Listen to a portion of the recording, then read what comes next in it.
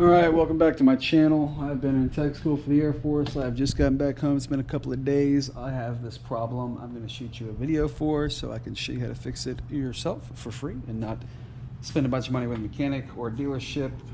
Subscribe if you have a heart. It would help. Helps a lot. Cooled and heated seats. I'm pretty sure this can go both ways.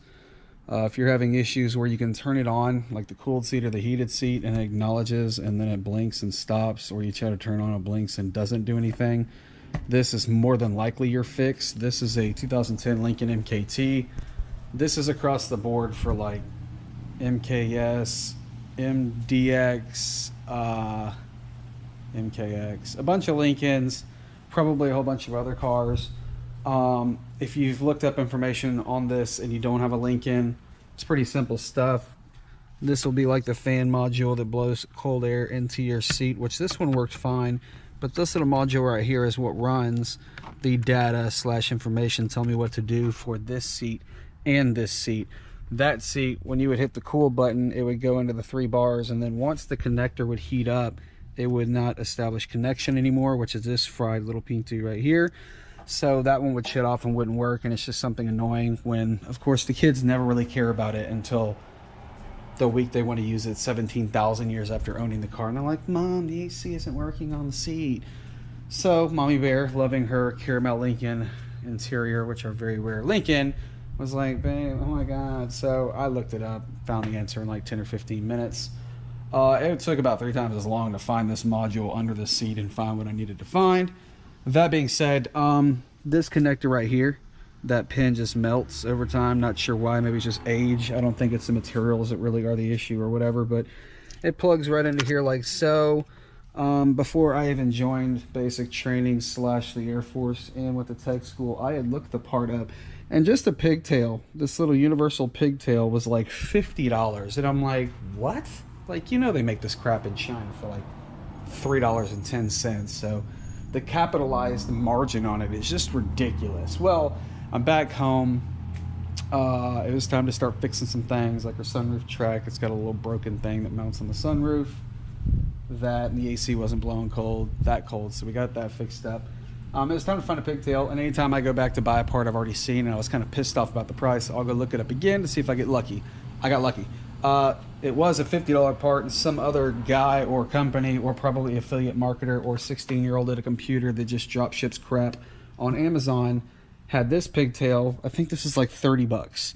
The only thing it didn't come with that I wasn't a fan of was electrical connectors, but it came with the pigtail, which is 12 wires, and be sure you count your wires if you're doing this on a different vehicle. Most Lincolns, I'm pretty sure, the same, so this is a 12-pin connector. One wire is not there, so it's only 11 wires technically out of the 12, but you don't want a different orientation than this where you can't mimic the plug being wired in, so to speak, and it also needs to plug in to where it's going into. That being said, again, for $30, they even gave me this pointless little tool, this contraption I didn't even use because I'm a guy and I have real wire strippers, not whatever the hell that's supposed to be, which is just not a full rounded wire stripper. They gave me all the heat shrinks, which was more than plenty. I had like 5 left over. These were more than long enough for the wires by a large margin, so what you'll end up doing is you'll snip one wire at a time, and you'll strip the end of the wire coming out of the car right here, and then just make sure every wire that you wire to the pigtail is obviously in the same exact slot that you cut, so you don't wire the wrong wires. You don't want to wire this wire to the bottom right wire on your actual harness, or it will not work and you'll look like an idiot, and your wife will tell you that you should have took it to a mechanic. Anyway, I literally snipped them one by one. I took electrical connectors I already had here at the house and just cut the plastic sheathing off of them because they were housed. I left all this undone. I'm still going to electrical tape from this harness all the way up and make it look all pretty before I plug it in. And I did not heat shrink it until we tested it and made sure everything was hunky-dory. So that made sure all my connections were good and I didn't have any other problems from there. If you have any questions, comment them down below.